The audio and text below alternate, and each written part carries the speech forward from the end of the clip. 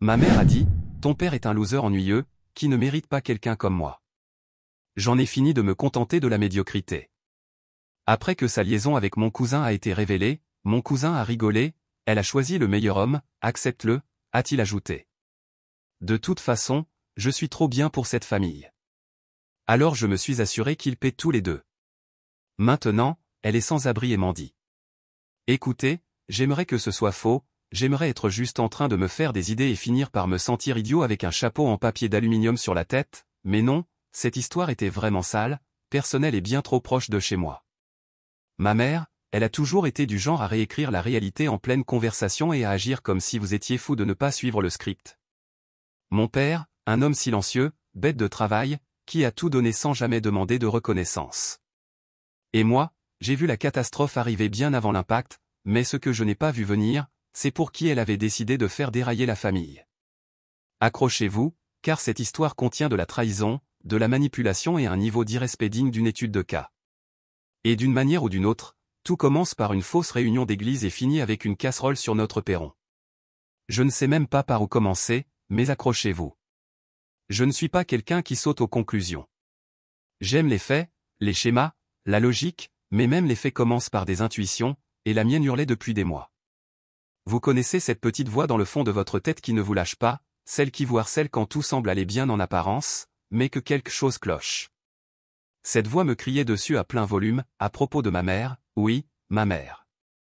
Elle a toujours été, je ne sais même pas quel mot utiliser, difficile, sûrement, manipulatrice, sans aucun doute, le genre de personne qui se croit incomprise et géniale parce qu'elle peut tordre n'importe quelle histoire en sa faveur. Ce n'est pas parce qu'elle est blessée qu'elle pleure, c'est parce qu'elle sait que pleurer lui évite d'assumer ses responsabilités. De vraies performances dignes d'un Oscar. Toute son identité repose sur le fait d'être la victime, peu importe la situation qu'elle a causée. Pendant ce temps, mon père, cet homme s'est tué au travail pour subvenir à nos besoins.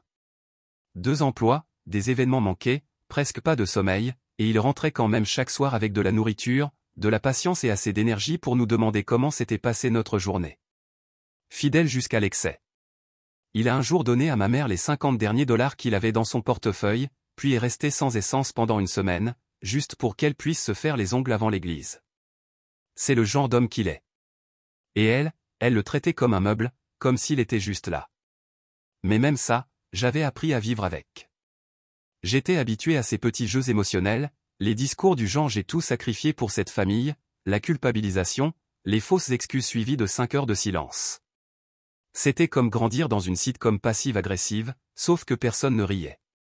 Mais ces derniers temps, les choses ont changé, je ne sais pas comment le décrire autrement. Elle a commencé à agir bizarrement, distante, secrète. Elle sortait souvent le soir, toujours pour des réunions de la société de secours, c'était son excuse favorite. Chaque fois que je lui demandais où elle allait, elle me regardait en plissant les yeux comme si je l'accusais de crimes de guerre, puis elle disait, « Tu sais bien que je suis impliqué dans les activités de l'église, non ?» Sauf que je ne pensais plus que c'était le cas. Alors un soir après le dîner, j'ai demandé à notre évêque, très détendu, juste pour faire la conversation, « Au fait, c'est qui dans la présidence maintenant, ma mère en fait encore partie ?»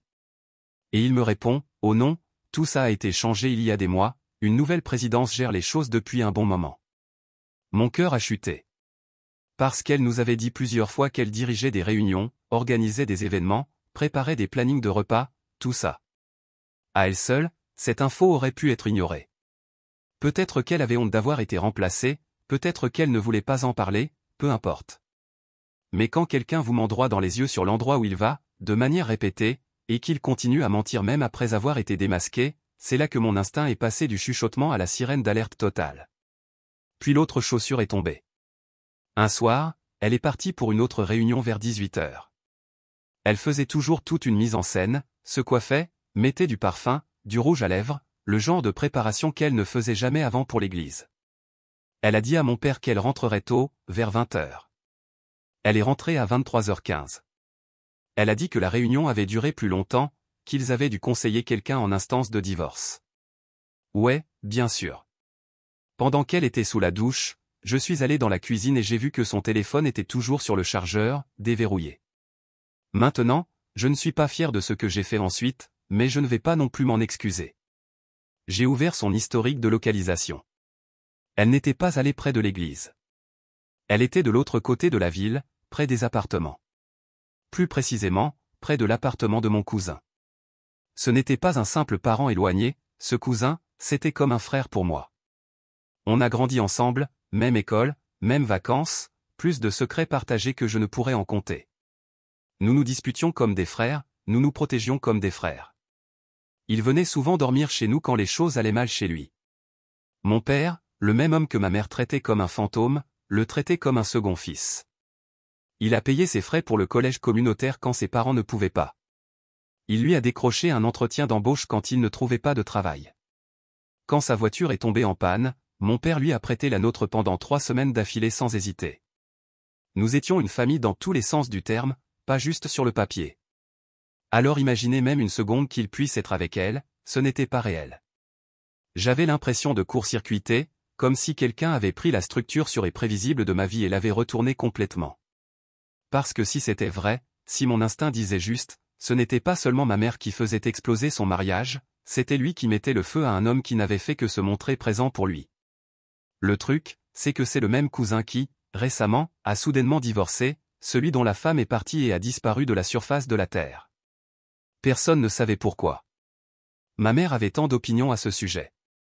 Elle disait qu'elle n'avait jamais aimé sa femme, qu'elle était trop dure avec lui, que mon cousin était un bon parti et qu'il méritait mieux. Elle a prononcé exactement cette phrase, c'est un bon parti. Un bon parti.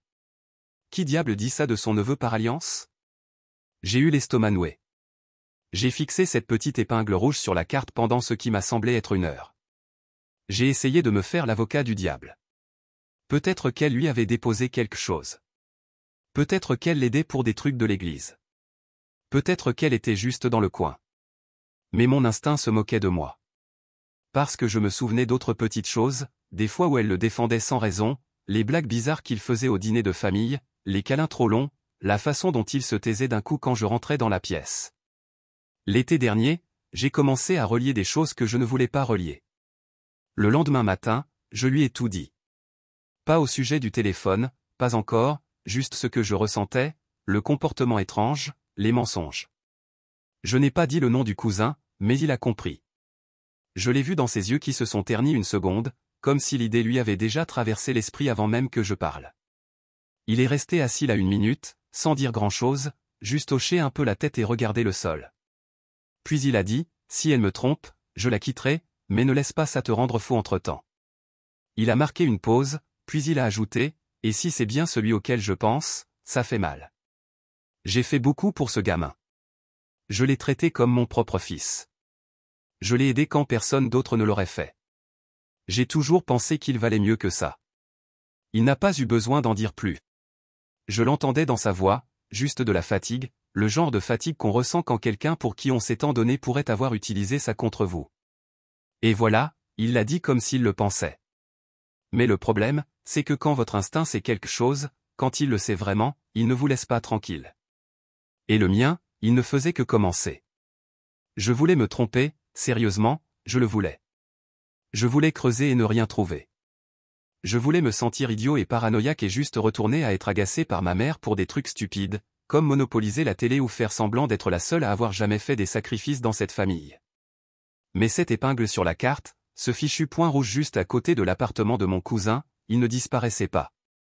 Il restait dans un coin de ma tête comme une dent pourrie, et chaque jour il me faisait un peu plus mal. Alors j'ai arrêté d'attendre que les choses s'expliquent toutes seules et j'ai décidé de commencer à tirer des fils, calmement, prudemment, sans accusation, sans explosion, juste observer. Ces messages étaient presque tous effacés. Je l'ai remarqué un soir, quand elle a laissé son téléphone dans la buanderie. Elle n'est pas du genre à le laisser traîner, mais je pense qu'elle s'était trop relâchée. J'ai vérifié ses messages, et 90% des conversations avaient été supprimées, tout nettoyé comme une chambre d'hôtel avant la visite d'un inspecteur sanitaire. Rien que ça, c'était louche. Mais elle n'était pas aussi maligne qu'elle le croyait. Il restait encore quelques messages aléatoires dans ses archives. Pas grand-chose, mais assez pour déclencher toutes les alarmes qu'il me restait. Des trucs du genre, j'ai hâte de te revoir, il ne découvrira jamais, Lowell, ce que tu as dit hier soir, j'y pense encore. Pas de nom, pas de fil complet, juste des petites îles de preuves qui flottaient dans une mer d'évidence supprimée. Maintenant, peut-être qu'il y avait une explication. Peut-être qu'elle faisait du jeu de rôle. Peut-être que c'était une blague. Peut-être qu'elle parlait à quelqu'un d'autre entièrement. Mais vous savez ce qui ne ressemble pas à une blague? Mentir à propos de réunions d'église pendant qu'on envoie des textos comme ça, et passer 5 heures près de l'appartement de mon cousin. Appelez-moi fou, mais ça ne ressemble pas à une étude biblique. À ce stade, j'avais une pile de soupçons les uns sur les autres, mais pas de preuves concrètes, rien qui tiendrait devant mon père sans que je passe pour un parano. Puis j'ai eu une idée. Il y avait quelqu'un d'autre qui saurait. L'ex-femme de mon cousin. Laissez-moi vous expliquer cette dynamique rapidement. Avant, ils étaient solides, du moins c'est ce que je pensais. Un jour, elle était à tous les barbecues de famille, riant avec tout le monde, distribuant ses fichus muffins sans gluten qu'elle faisait. Ensuite, elle a disparu. Elle a déménagé, bloqué tout le monde sur les réseaux sociaux. Mon cousin n'a jamais vraiment donné de raison, il disait juste que ça n'avait pas marché. Ma mère était la seule à avoir des opinions à ce sujet. Elle disait des choses comme « elle ne l'a jamais soutenu » ou « elle était froide avec lui devant les gens » ou encore ma préférée « elle n'a jamais été faite pour cette famille ». Celle-là a mal vieilli, comme du lait. Quoi qu'il en soit, je me suis dit que si quelqu'un connaissait la vérité, ce serait elle. Alors je l'ai retrouvée sur Instagram. Ça m'a pris un moment, car elle avait repris son nom de jeune fille. Maligne, cette femme. Je suis resté un bon moment devant le message, je l'ai écrit, supprimé, réécrit, et j'ai finalement envoyé « Salut, je pense qu'il y a plus dans cette histoire, tu veux en parler ?» Je ne m'attendais pas à une réponse. Elle a répondu en moins de 10 minutes. Je l'espérais, que quelqu'un d'autre l'ait remarqué. On a commencé à discuter, pas d'un coup, juste par petits morceaux. Elle était prudente au début, mais on sentait qu'elle gardait ça en elle depuis longtemps. D'après ce qu'elle m'a dit, ma mère s'est beaucoup impliquée vers la fin de leur mariage. Pas juste des petits mots gentils, non, un vrai plan de campagne. Elle disait à mon cousin que sa femme était manipulatrice, qu'elle le trompait probablement, qu'elle était froide, ingrate, émotionnellement distante, toutes ces choses, rien de tout cela n'était vrai. Tout était fait pour l'isoler. Et elle a dit qu'il l'a cru. Que ça avait commencé petit, comme des sessions de confidence, puis que c'était devenu des appels secrets, puis des textos à des heures bizarres, puis une dépendance émotionnelle complète. Quand elle a enfin déménagé, parce qu'elle ne supportait plus le gaslighting et le doute permanent, ma mère s'est engouffrée dans la brèche. Elle a commencé à venir le voir le soir, seule. Elle pensait être discrète, mais l'ex-femme l'a vue. Elle les a surpris chez lui une fois, quand elle est retournée chercher ses affaires. Elle a dit qu'ils ont agi comme si c'était elle, l'intruse. Ma mère a essayé de faire semblant, oh, je faisais juste déposer un plat, mais il était 22h30, et elle portait un de ces petits gilets bon marché parfumés, qu'elle ne met que quand elle veut attirer l'attention. Ils couchaient ensemble depuis des mois, et d'une manière ou d'une autre, personne dans la famille ne le savait. Ou peut-être que certains le soupçonnaient, mais ils détournaient le regard, parce que confronter ce genre de choses, c'est salissant, ça signifie qu'il faudrait peut-être changer des choses, qu'il faudrait peut-être arrêter de faire semblant que tout va bien au dîner de Thanksgiving. Mais maintenant, je savais, et je n'allais pas pouvoir désapprendre ça. Cette conversation m'est restée en tête.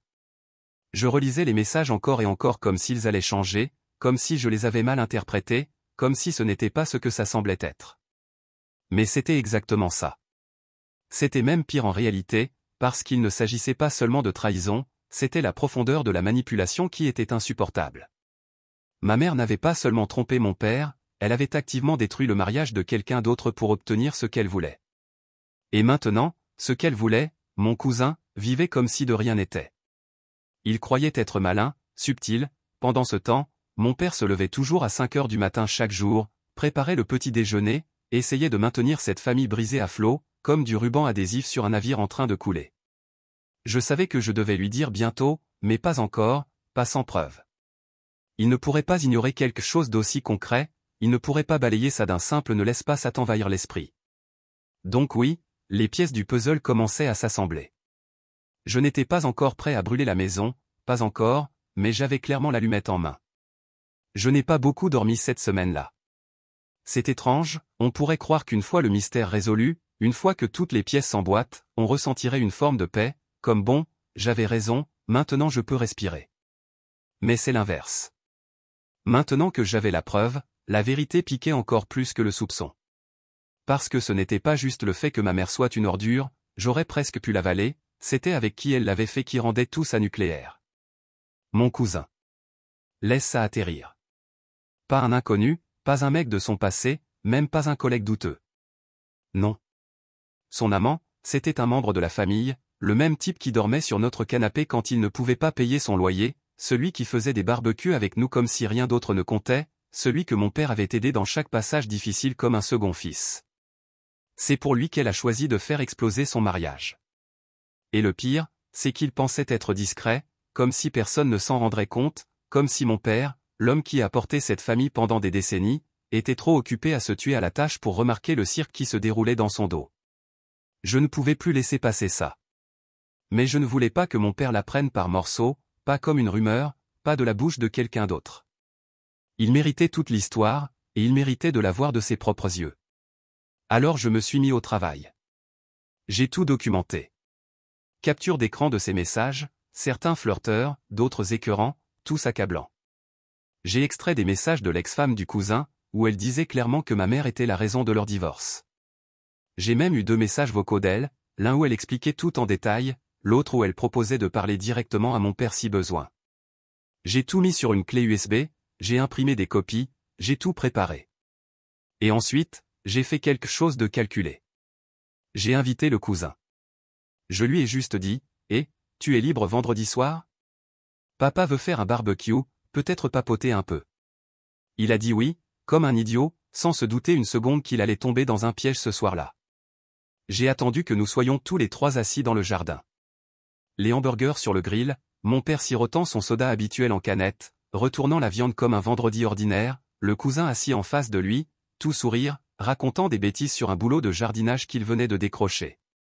J'ai attendu un moment de calme, puis j'ai dit, « En fait j'ai quelque chose à dire. » Mon père a tourné la tête, « Qu'est-ce qu'il y a ?» J'ai sorti le dossier de mon sac à dos et je l'ai posé sur la table entre eux. J'ai remarqué des choses, des trucs qui ne collaient pas, maman mentait, disparaissaient, et ce n'était pas aléatoire, c'était ciblé. Le visage de mon cousin a changé, à peine, mais suffisamment. Mon père a ouvert le dossier et a commencé à le feuilleter. Il n'a posé aucune question, il a juste parcouru chaque page, les textos, les photos, les transcriptions, les mémos vocaux. Mon cousin était silencieux, les yeux fuyants, la bouche crispée, comme s'il calculait comment retourner la situation. Mon père a finalement parlé, calme, contrôlé. « C'est réel ?» a-t-il demandé. Chaque mot, ai-je répondu, et il y a encore plus sur la clé USB. Des mémos vocaux, des chronologies, des localisations, rien n'a été modifié, aucun oui-dire. Puis il s'est tourné vers mon cousin. « Je veux l'entendre de ta bouche » a-t-il dit. « Dis-moi que j'ai tort. » Mon cousin a hésité, on aurait dit qu'il allait nier, puis il a tenté l'aveu partiel. « Écoute, mec, ce n'était pas prévu, c'est juste arrivé, on était tous les deux dans une mauvaise passe, je ne voulais pas que... » Mon père a levé la main, « Ne m'insulte pas. » Juste comme ça, froid, tranchant, fini. Tu étais chez moi, tu mangeais ma nourriture, tu empruntais mes outils, tu me disais que tu appréciais tout ce que j'avais fait, et pendant ce temps-là, tu traînais en cachette avec ma femme. Le cousin a tenté encore, « Tonton, non. » Mon père l'a coupé, « Tu ne m'appelles plus jamais comme ça. » Il s'est levé, a jeté la spatule sur la table, l'a regardé de haut et a dit, « Pars maintenant avant que je cesse de réfléchir clairement. » Et le cousin s'est levé, n'a pas protesté, n'a pas présenté d'excuses, il est juste parti, comme un lâche qui savait que la partie était terminée. C'est là que mon père s'est tourné vers moi, toujours calme, toujours concentré. « Tu es sûr de tout ?» m'a-t-il demandé. J'ai hoché la tête, j'aurais préféré ne pas l'être. Il a expiré par le nez, pas de cri, pas d'aller-retour, juste un changement silencieux, ce mode froid et focalisé que certains hommes adoptent quand quelque chose en eux se déconnecte. « Très bien » a-t-il dit, « j'ai du travail. » Cette nuit-là, il a appelé un avocat dès le lendemain matin. Il a agi vite, a commencé à rassembler les documents financiers, à sécuriser tout ce qu'il pouvait. Il a rencontré l'avocat l'après-midi, a mis en place une fiducie, séparé les biens, fermé les comptes, tout ça sans dire un mot à ma mère. Elle était encore dehors, inconsciente de tout, faisait semblant d'organiser des réunions d'église, préparait des smoothies, agissait comme si elle était la mère de l'année. Ce lâche de cousin n'aurait jamais eu le courage de lui dire, donc elle n'a eu aucun indice avant de recevoir les papiers. J'étais dans le salon quand elle a été assignée. Elle a ouvert l'enveloppe comme si c'était une carte d'anniversaire, puis elle s'est figée, boum, réalité. C'est quoi ça, a-t-elle lancé. Tu me divorces sérieusement à cause de rumeurs. Mon père est resté là, sans émotion, sans argument, sans discours. Tu as menti, tu m'as trompé, tu as fait tes choix. Elle a essayé de pleurer, de me manipuler, de détourner l'attention. C'était émotionnel, rien de physique n'est arrivé. Elle fixait les papiers comme s'ils étaient écrits dans une langue étrangère, puis elle la regardait, la voix montant, alors c'est tout, tu jettes notre mariage aux oubliettes après tout ce qu'on a vécu. Il n'a même pas scié, tu l'as jeté le jour où tu as couché avec mon neveu. Sa mâchoire s'est crispée, ce n'était pas comme ça, tu ne connais même pas toute l'histoire. Il a levé un sourcil, non, alors explique-moi, je t'écoute. Elle a ouvert la bouche, puis l'a refermée, a tenté de se reprendre. Ça a commencé après notre dispute l'an dernier, tu étais tellement distant et moi, j'avais juste besoin de parler à quelqu'un, il était là. Il a secoué la tête, tu avais besoin de parler, alors tu as choisi lui, parmi tous les gens, tu ne pouvais pas appeler une amie, une sœur, un thérapeute. Tu es allé vers la seule personne qui devait le plus à cette famille. Ce n'était pas censé arriver, a-t-elle lancé, c'est juste devenu émotionnel, on souffrait tous les deux. Stop, a-t-il dit, émotionnel, ne m'insulte pas. J'ai les textos, les localisations, les enregistrements. Vous ne pleuriez pas ensemble, vous planifiez des soirées. Elle a tenté de pleurer, puis a forcé les larmes. J'étais perdu, tu n'étais jamais là, j'avais besoin de me sentir aimé. Tu avais besoin de te sentir aimé, alors tu as fait exploser ta propre famille. Il a dit calmement, ne joue pas la victime maintenant. Elle a commencé à faire les 100 pas, les larmes coulant plus fort, mais la panique commençait à s'installer.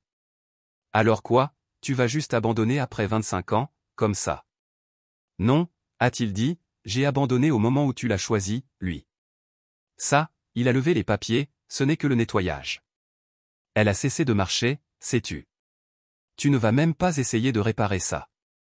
Il l'a regardé pendant un long moment, calme, maître de lui.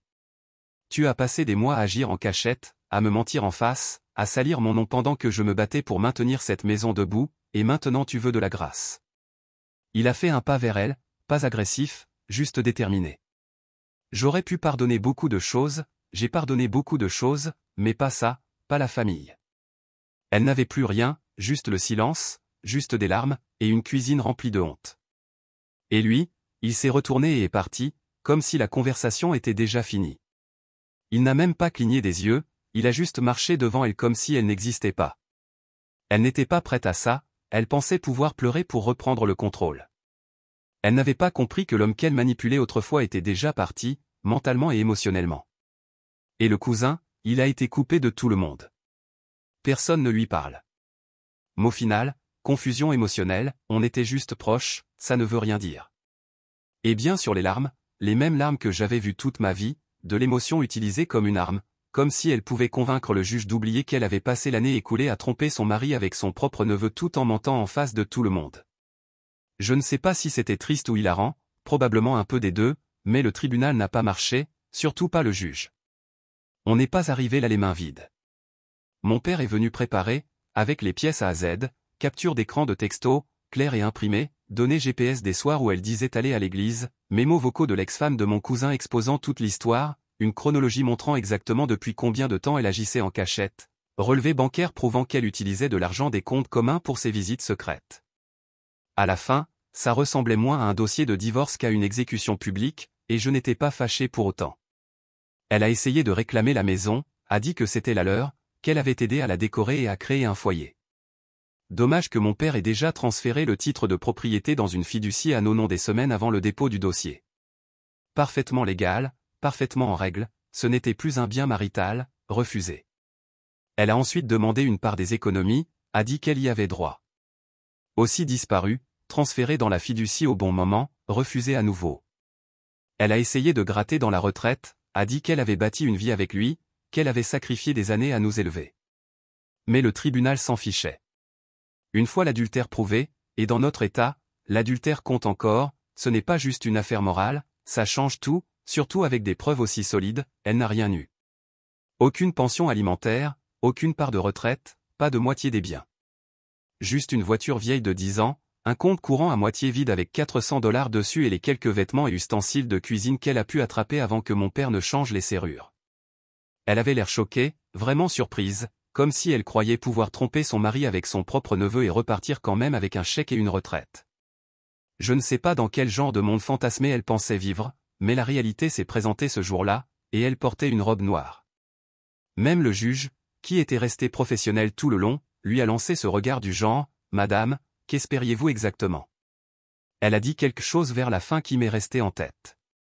Pendant que le juge finalisait tout, elle a murmuré « J'ai donné ma vie à ce mariage. » J'ai failli éclater de rire.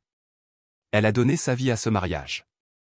Elle a donné sa vie à des rendez-vous secrets, au gaslighting, à se comporter comme si elle était la seule personne importante dans la maison. Elle a donné sa vie à mentir en regardant son mari droit dans les yeux à table. Elle n'a pas donné sa vie au mariage, elle l'a vendu au plus offrant, et dans ce cas, c'était mon idiot de cousin qui croyait que quelques textos coquins d'une femme plus âgée faisaient de lui un roi. Quand les papiers furent signés et la décision officielle, mon père s'est simplement levé, a salué le juge et est sorti, comme s'il venait de refermer le dossier d'un travail bien fait. Aucun drame, aucune revanche, juste une liberté tranquille. Elle est restée assise là quelques secondes de plus, comme si elle attendait qu'on lui dise « je rigole ». Comme si le générique allait apparaître et révéler que tout cela était une blague. Non. C'était sa vie maintenant. Et comme si elle n'avait pas déjà assez humilié tout le monde, elle a emménagé chez mon cousin. Oui, elle n'a même pas essayé de faire profil bas. Elle n'a pas attendu, elle n'a pas réfléchi, elle a juste fait ses valises, traversé la ville et s'est installée dans son appartement, comme si c'était une comédie romantique et non un train en flammes. Ils ont même posté un selfie, tout sourire, main dans la main, légende, parfois, la vie t'apporte la personne qu'il te fallait depuis le début. Depuis le début. Sérieusement. Madame, vous étiez mariée à un homme qui travaillait 60 heures par semaine pendant 2 décennies, et vous avez tout jeté pour un gars qui joue à la console en short de basket et peine à payer son propre loyer. Les commentaires étaient brutaux. Quelques membres de la famille élargie l'ont supprimé de leur contact. Une tante m'a envoyé un message texte en me demandant « C'est vrai tout ça ?» Je n'ai pas répondu. J'en avais fini d'expliquer quoi que ce soit à qui que ce soit. Qu'ils regardent tout s'effondrer à leur rythme. Le pire, c'est que certains ont essayé de rester neutres, disant des choses comme « peut-être que c'était de l'amour » ou « ce sont des choses qui arrivent entre adultes ». Non. Les choses n'arrivent pas juste comme ça. Ce n'était pas un accident sauvage ou une romance interdite. C'était un schéma, un choix. Chaque fois qu'elle quittait la maison avec un mensonge sur les lèvres, c'était une décision. Chaque fois qu'elle lui écrivait tard le soir pendant que mon père dormait d'épuisement sur le canapé, c'était une décision. Donc oui, elle a fait son lit, maintenant elle peut s'y allonger avec lui, ses dettes étudiantes et son mot de passe Netflix qu'il partage avec 4 autres personnes. Mon père, lui, est sorti du tribunal libre, financièrement intact, plus léger émotionnellement. Toujours meurtri, oui. Toujours silencieux, bien sûr. Mais il tenait la tête haute. Et la femme qui pensait pouvoir tout avoir, elle est sortie avec un dossier de jugement entre les mains et la réalisation que cette fois-ci, personne ne viendrait la sauver. Pendant un moment, ils ont vraiment essayé de faire croire que tout allait bien, qu'ils avaient gagné d'une manière ou d'une autre. Mon cousin, ce gars qui était autrefois simple, qui venait dîner le dimanche comme une personne normale, s'est mis soudainement à agir comme s'il avait gagné un trophée, postant des stories motivantes sur l'élimination de la toxicité et le choix du bonheur. Mec, tu n'as pas fait un bond en avant. Tu as régressé jusqu'à te retrouver avec la femme de ton oncle et tu crois que ça fait de toi un être supérieur. Mais derrière toute cette positivité forcée, ils étaient déjà en train de couler. Vois-tu, ma mère n'est pas faite pour la vraie vie, elle est faite pour l'attention, le drame, le contrôle, et ça fonctionne quand on a un homme comme mon père, stable, loyal, patient, qui tient tout ensemble. Mais mon cousin, ce n'est pas ce type d'homme, il n'est même pas dans le même code postal. Il croyait pouvoir la gérer, il pensait que l'herbe était plus verte ailleurs.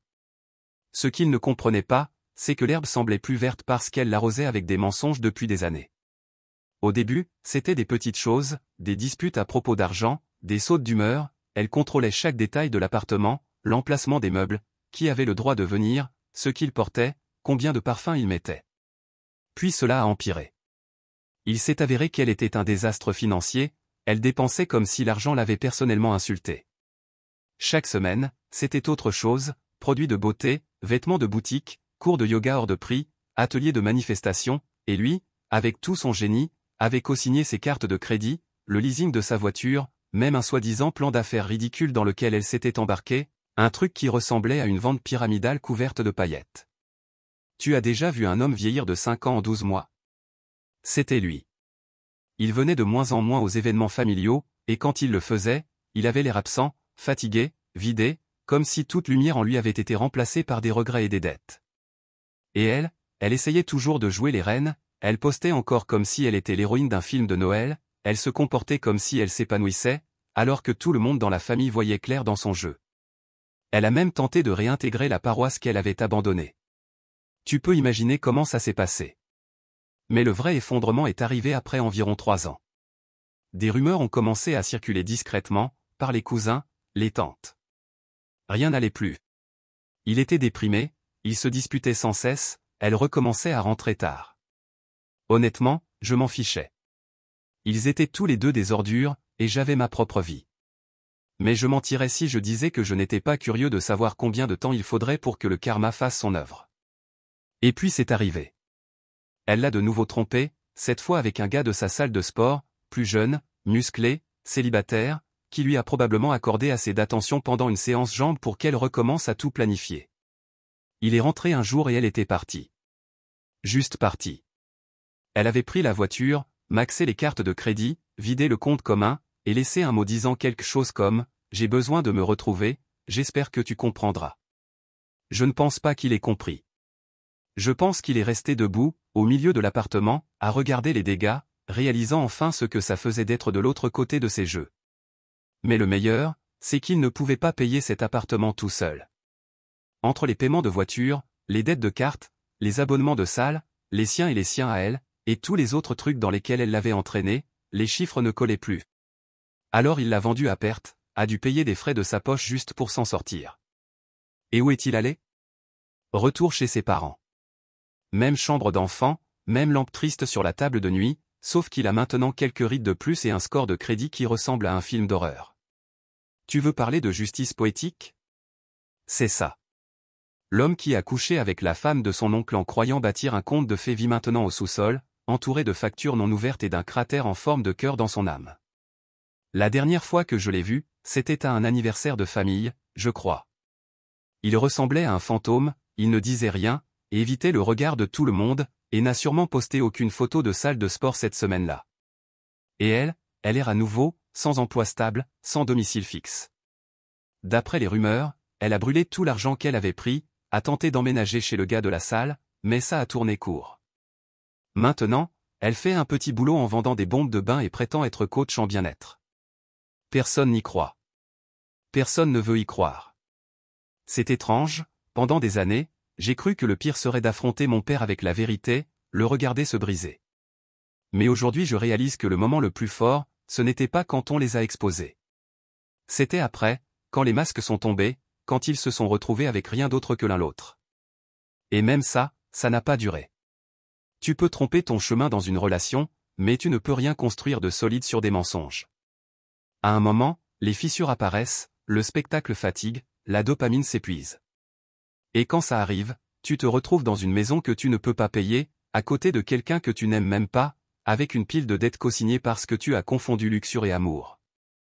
Il pensait bâtir quelque chose de spécial, en réalité, il fabriquait une bombe à retardement. Et elle a fini par leur exploser à la figure. Mais elle ne s'est pas arrêtée là. Les femmes comme elles sont prêtes à tout pour survivre, même si ça les fait passer pour pathétiques. Ça a commencé par des petits trucs. J'ai d'abord remarqué sa voiture faire de lentes boucles dans le quartier. Pas une fois, plusieurs fois. Comme si elle ne savait pas si elle voulait frapper à la porte ou repartir. Puis une semaine plus tard, je l'ai vue au supermarché, au milieu du rayon céréales. Elle m'a regardé une demi-seconde, puis s'est tournée et a disparu comme si elle avait vu un fantôme.